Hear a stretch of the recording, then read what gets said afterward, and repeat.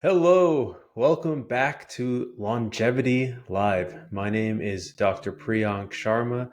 I go by Dr. Pri. Today is Thursday, September 11th, doing the second Longevity Live, and where we go through news stories in longevity. I give you my reactions as a longevity physician and do what I call the Longevity Hotline, where I will interpret people's biomarkers. A lot of folks are looking for interpretations. It's hard to find a longevity doctor, so I want to help out. If you enjoy this, please share it. Please like it. It will be on Twitter as it is being posted live at the moment. And I'll also have it out on our YouTube channel and our Substack. One caveat, as always, this is not medical advice. If you are having any sort of medical issue, please go see a healthcare professional. The story that I wanted to bring up here is actually not the article that you're seeing on the screen. This is from somebody named Max Lugavere. Don't know Max, but a New York Times bestselling author. And what Max is showing us here is a study that is, kind of combating some of the anti-meat narrative. Now, I don't actually want to talk about whether or not this study is true. I'll give you a one-liner, my thoughts on it at the end.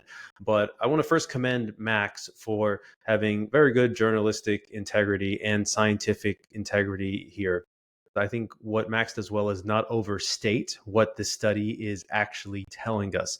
And I think that is critical in these situations because we can only predict so much based on the setup of the study. And this is really important because these days there's a lot of scientific articles that are being put out there and being used as evidence for certain positions. And it's really key that you make a claim that is consistent with the data. I'm going to jump into this in a second here, but his take home, I think, is perfect. When part of a high quality diet, red meat was linked to better nutritional and mental health with no downsides detected. I actually don't agree with that one. But what's key here is he says that it is linked, right? It's not that it causes it, but it is linked to it. And so what Max says here, and I really give him a lot of credit for this, is to say before I get called a grifter, the caveats are this was an observational secondary analysis study using self-reported diet data. Okay, these are three really key terms. I want to explain what that means in terms of what we can predict with this study. All right, so observational means that there was no random assignment in the study. Studies generally have two groups. There's the group where is sort of business as usual, or call it like the normal group. They're typically called the control group. And then we have the experimental group. Okay, the experimental group has something different about them, and that difference is what we want to see if it changes the outcome that we're interested in. So in this case, the control group is also eating a high quality diet, but is not eating meat. And then we have the experimental group also eating a high quality diet, but is eating meat. So that's the two differences between those two groups. Okay. And what we want to find out is if basically the people in the group that eat meat have worse health. And there's a lot of nuance as to how this is defined, but that's not really the point. Typically, in a study that's done with a higher quality study, will be done with random assignment. That means we will look at people in each of these two groups and say, you know what, we're not going to let them pick which group they're in. We're going to randomly assign them to different groups because people might choose to be in the meat eating group or not be in the meat eating group. And they may actually have some difference. They may be something different about a person who chooses to eat meat. And that other difference might be the thing that is leading to the better health outcome or the worse health outcome. So using an analogy, meat is often, or actually in this specific situation, meat is often more expensive than not eating meat. So people who choose to eat meat may have higher financial means than those who choose to not eat meat. And therefore, the financial means might be the thing that is driving the higher health outcomes rather than the meat itself. In an observational study, we cannot control for that. In a study that is randomly assigned, we might say, you know what, we thought that this factor, financial means, may be driving the difference. So we made sure that the amount of people who have a lot of money are the same in both groups, the meat eating group and the ones not. So we control for that potential third variable that might be causing the outcome. Again, you cannot do that in an observational study, which is why, in part, observational studies don't have as much predictive power. Okay. The second thing he says is that there is a secondary analysis. So what this means is they look at data that was actually not collected to answer this specific question. The data was collected to answer a separate question. Right. Now, why does that matter? The reason that matters is because of this experimental setup. So if the data was was originally collected to answer a question that had nothing to do with the financial means of the two different groups, well, then maybe they didn't randomly assign, or they didn't correct for the fact that these groups might have different financial means. Right. So, I mean, and that's a very logical thing. You don't need to account for every single thing that you are doing. So that is important. That, secondary analysis doesn't necessarily mean that the actual study will be flawed, but it puts more of a risk at it. And so you have to dive into that first study and see how the data was collected and what they actually accounted for in that study, and then decide, okay, does it apply to this specific study? Okay. Lastly, he notes that the data is self-reported. Okay. The challenge with self-reported data is that people tend to misremember what they actually did, especially when it comes to their diet. Do you remember what you ate 10 days ago? How about 15 days ago? How about 35 days ago? It's pretty hard if you're not recording it. And because people know they're going to be observed, they often tend to fudge the numbers a little bit and make it seem like they did better, whatever that means to them, than they actually did. Right. And Max, again, very honestly follows this up with, such is nutrition science. And this is a key statement that I'm glad he said, because there's a lot of argument, and I get a lot of questions from my patients about, well, this nutritional study says X, Y, or Z. They are all very flawed for a number of reasons. They're usually observational. Okay. They are usually self-reported. I don't know how often secondary analysis is done in these nutritional studies, right? And often they are funded by an industry that has something to gain by the results that they're looking for. And therefore, the studies are often structured such that it's more likely to lead to the result that whoever is funding it is actually wanting to see, right? It's an investment for them. It's not cheap to run these types of studies. So this is why I think it's really important to take all of this data, all of these studies, everything here about them with a grain of salt, and be an experiment of one. Okay. Use this to guide your actions, but at the end of the day, check your biomarkers, check how you're feeling, see if whatever this suggests is actually working for you. And I don't mean this specific study, but any study in general. And this is the key. I'm going to harp on this over and over again. All of these papers, all of these studies are meant to be guides. They are not end all be alls. What matters is what happens to you in your body. And I told you at the top, I told that, what do I think about this study? For what it's worth, I don't think this study actually, if you dig into it, tells you a lot about whether the inclusion of meat is beneficial or not versus not eating meat, because there's actually 4 different groups in this study, 2 of which have a higher quality diet, and then 2 of which have, so there's high quality with red meat, high quality without red meat, low quality diet with red meat, low quality diet without red meat. And what you'll see here is that pretty much all the benefits come from having the higher quality diet. And I don't know how much they analyze the difference between the two. I have no idea how much the red meat helps or doesn't help. All I'm saying is this study doesn't really answer that question. Okay. So that is our first story. And it's just something that I really wanted to touch on, because I think it's important that we do not overread the science. And there's a lot of that going on. And as you can see from me explaining it, it takes a long time. Like, it is not easy to actually analyze this science. It's a lot easier to throw out claims there than it is to sift through it and figure out if it's good or not. Once again, why I really advocate for you being an experiment of one, use these as guides, but then go and see what works for you. All right. Second story. This is a guy I follow. Really, really nice guy. I've had the chance to chat with him before. Guru Anaerobic, goes by Mark Baker. Highly recommend following him if you have any interest in fitness and longevity. And he has put up this table of VO2 max comparative standards. And he makes the assertion that being in the excellent category should be your minimum standard. I think that makes sense. But if you follow Mark, you follow Guru, the guy is 75 and he looks great. Or sorry, excuse me, he's 65 and he looks great. Sorry, Mark, I may be wrong. He's in his mid 60s. I don't know exactly his age. I think he's 65. He's excellent shape, very fast. Like, I want to look like that when I am 65. And he has trained consistently pretty much his whole adult life and maintained a really high level of fitness.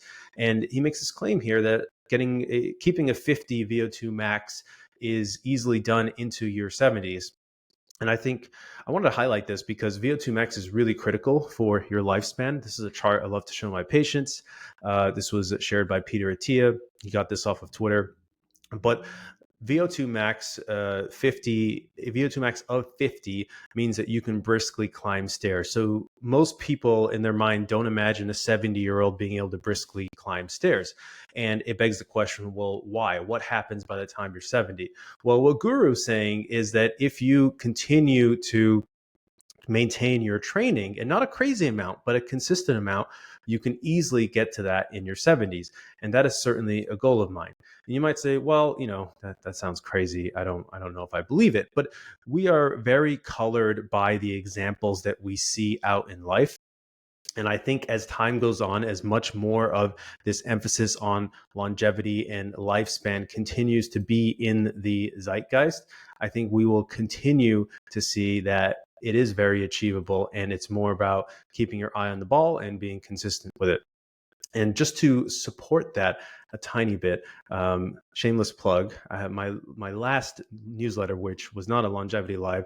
I talk about the different health span pillars of longevity: strength, aerobic fitness, stress, and sleep. But on the aerobic fitness side, just to give you a sense of this, I linked to this article, and I'll link to this in the show notes here as well. There was an 80-year-old person who ran 135 ultramarathon through Death Valley and finished it. 80, right? That is insane. I mean, I definitely couldn't do that now. I'm not 80 years old, not even close. And this person actually did not start running. I think the first ultramarathon they did was at age 60. Right. So it's not like this is somebody who was doing it. Here we go. He didn't get into running until his late 50s. He celebrated his 60th birthday with his first ultramarathon, 150-mile race in Morocco. Okay. So if this is not somebody who was a genetic freak per se, this is not somebody who'd been doing it their whole life. They just started and they kept with it. His longest continuous run was 230 miles in Tennessee. All right. And I'm not telling you that you're going to have a VO2 max of 70 when you're 120 years old.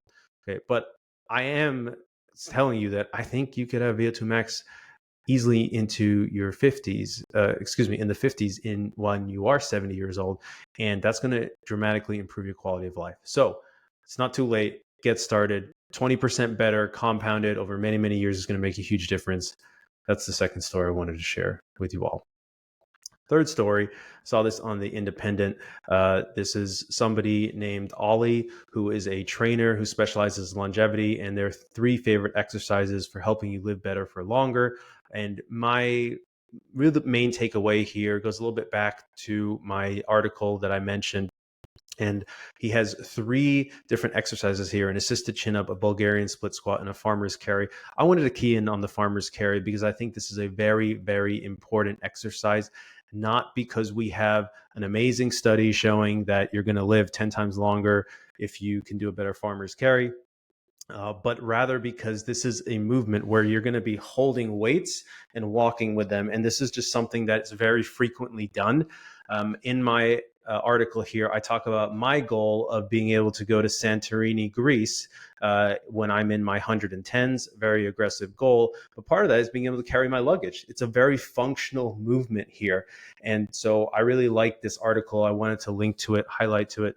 I will not belabor the point, but just summarize it to say, I think it's very important that you think about these training exercises, both the aerobic VO2 max and the strength training, with what you want to do in your life at your late age in mind, and really connect with that, because I think that's what's going to keep you able to, be consistent with that training. Again, you don't have to go crazy. Consistency over intensity, always, always. So that's the third story. The fourth story today I wanted to talk about is longevity is spreading, my friends. It is spreading. Now, it's early days. We have a long ways to go before this disrupts primary care, which I do believe will happen. But here we have a story about an AI longevity startup called Everlab that gets a $15 million seed round. Now, Everlab is based in Australia. So for any of you Aussies listening, you can check it out. And, I wasn't able to tell too much about their model here. And so a few questions and a few things to consider that come into mind. Why did they get, VC funding? When they say seed round, it usually implies venture capital, not private equity. Venture capitalists are usually looking for a big outcome. So they want a 50x, 100 times sale, and to really return their fund. That's a whole side note as to what that model looks like. It's kind of interesting to see, I'm curious what they're trying to do, because if you're just trying to create a clinic and see a lot of patients, you may not necessarily need venture capital funding. And I bring this up not only to say longevity is spreading, but there are going to be a lot of different models out there. They certainly do have you meet a doctor in this. I could tell that from their website. And we can just go to their website, but exactly what the model looks like is not 100% clear. So here you go. Here's Everlab, and they tell you how it works, sort of, but it doesn't really dive into it. You get a lot of diagnostics, you get a dedicated doctor, but how often do you get to meet with them? You get some AI powered platform. So maybe most of your actual information is coming from this AI platform rather than from a doctor who can explain it to you. How good is that AI platform? Does it hallucinate? Unclear. And then will you control your own data, or is that really their play that, we're going to be able to go and sell the data? Unsure, right? And, I'm not saying they will sell it. I'm not saying you won't see a doctor. All I'm saying is it's not entirely clear, and it's hard to tell until you get under the hood. This one costs somewhere in the order of, I've read, from $1,000 to $3,000 a year. I believe that's Australian dollars, so less in US dollars. But regardless, I wanted to put this one on your radar and just show that there's going to be a multitude of options that are emerging for longevity. And I think this is an interesting one, especially if you're Australian, to check out and see if you enjoy that experience. All right, the last story I want to talk about is an article about biohacking beauty trends. And I got to be honest with you, my story has less to do with the actual article here and more about this word biohacking. And I don't think biohacking is the same as longevity. I think in the early days of longevity, they've been synonymous because there's an idea that you're going to gather a lot of useful data and utilize that data to keep yourself healthy. Now, I certainly think a key part of longevity medicine is to get a broader set of data and to test it more frequently, because you want to find issues before they become large, because then they're easier to solve and you nip them in the bud, right? However, I think that a lot of the biohacking is not very data or evidence driven. You're just gathering data for the sake of gathering it. If any of you have an Aura Ring or Whoop, you probably get a ton of data points, a lot of which you don't really know what to do with them. That's actually why they set up their kind of sleep scores, because that's supposed to be one metric that's a little bit more actionable. And I have nothing against biohacking. I just want to dispel this idea that you need to become a biohacker in order to do longevity properly. You don't. Maybe there's something close to 50 biomarkers, a lot of which you get from your blood, that really will matter. But some of this stuff feels a little bit excessive. So, Brian Johnson's $2 million blood plasma routine We don't know if that works, and we'll find out more over time. But at the moment, I think it's much more of a hobby, the biohacking side, rather than longevity. So if you're thinking about doing longevity, don't worry. You don't have to go deep into the biohacking world. And I highlighted this part here because I think it's worth noting. This was a model for biohacking beauty. I test everything on myself. Says Centener. I hope I pronounced their name wrong. I do labs before and after. If it doesn't improve my biomarkers, I don't bring it in. I actually think that is a great way to approach this, by taking a biomarker based approach and seeing if your biomarkers are getting better or if you feel better, right? That's a health span benefit, but it's not necessarily, not everybody feels better by biohacking. But then you go and you read about, what made the cut, and it doesn't actually talk at all about which biomarkers will be improved. Improving skin tone and elasticity, those are sort of vague. None of those are linked to longer life.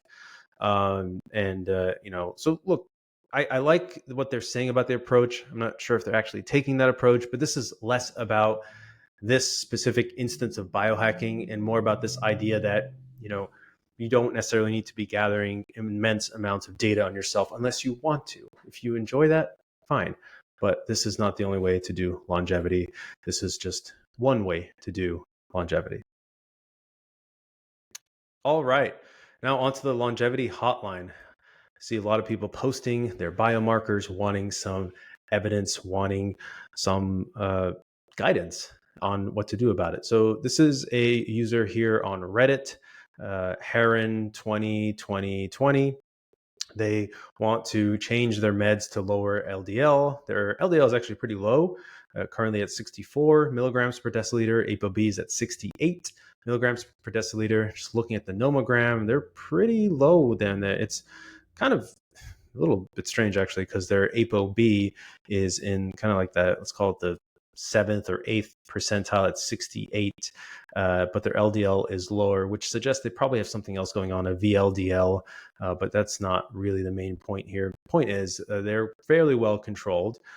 Now, they are taking ezetimibe 10 milligrams and rosuvastatin 40 milligrams. What alternatives would they suggest discussing? Because their goal is to drop that LDL about another 10 points, not a ton more. And I'm not going to talk about whether or not they should, if they're at target or not. That's not really in the scope of their question. But I do want to talk about higher dose statins. So 40 milligrams is the max dose of rosuvastatin. Starting dose is 10 milligrams. Some people cut that in half and take 5 milligrams. This is called Crestor. That's the brand name.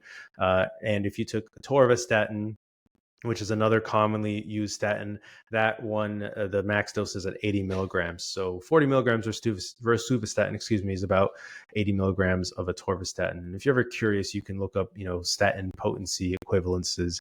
I didn't pull that up, but it's not like 1 milligram of one drug is the same potency as another milligram, even if it's in the same class. It just depends on the drug itself. Okay, but the problem here is I don't love having a high dose statin, because in the short term, it increases your risk of having these statin associated side effects. So muscle pains, joint pains, headaches, and an elevation in your liver function tests, which we don't love to see, could mask other issues. And it does indicate that there's some inflammation going on in your liver. That being said, this patient may be totally fine on this dose, but in general, in the short term, that's why I prefer to avoid the higher dose statins. I'm more okay with low dose statins. And there are longer term side effects with high dose statins that are well known amongst cardiologists, especially you can get a metabolic hit. So your insulin resistance increases, and you see this with higher average blood glucose levels, whether you're measuring that through a continuous glucose monitor or hemoglobin A1C. The supplement CoQ10 is the antioxidant that is supposedly helps with that, but it doesn't fully clear it. There's mixed evidence on this amongst cardiologists, and a mixed mindset on it. So what I would suggest for Heron 2020 is I would actually lower the statin dose. I would like to get to 20 milligrams or 10 milligrams of rosuvastatin. I would make sure that you're addressing lifestyle factors, reduce your saturated fat. If you can, increase fiber. If you get to fiber 50 grams a day, like that is really going to help lower your cholesterol, optimize your insulin sensitivity, lower your stress. Okay. Now, let's say you've done all those things, you're still not at target. I would consider either bempedoic acid or a PCSK9 inhibitor. If you can get the PCSK9 inhibitor, you might not need a statin at all. These things can drop your LDL by like 75, 66%. I've seen it in my own patients. Bempedoic acid is often combined with ezetimibe. I would keep the ezetimibe either way since you're tolerating it. But the downside of these, either of them, bempedoic acid or PCSK9 inhibitors, they are expensive. So you'd have to see if you can get it covered by your insurance or pay out of pocket. PCSK9 inhibitors in the US are something like $500 a month out of pocket. Bempedoic acid is like $300. If you can't afford those, then you could take the supplement berberine, which has mild PCSK9 inhibitor-like activity. Would then recheck the lipids after 30 days and iterate on that and see. And if you're curious, let me know if you want me to talk to whether or not it's worth it to lower your LDL below this. I did address this in the last Longevity Live episode. It depends a little bit on your goals and how much you want to reduce risk. And I would probably get imaging at this point to figure out if it's worth it to go lower. But again, separate question. I hope you all enjoyed this episode of Longevity Live. As I mentioned, please comment on Twitter and YouTube. Let me know if there's anything you want me to touch on or chat about, or if you want to be part of the Longevity Hotline. Go ahead, anonymously send me your information. I'll talk through it. Thank you, everybody. I hope you have a fantastic rest of your week and weekend, and I will see you next week.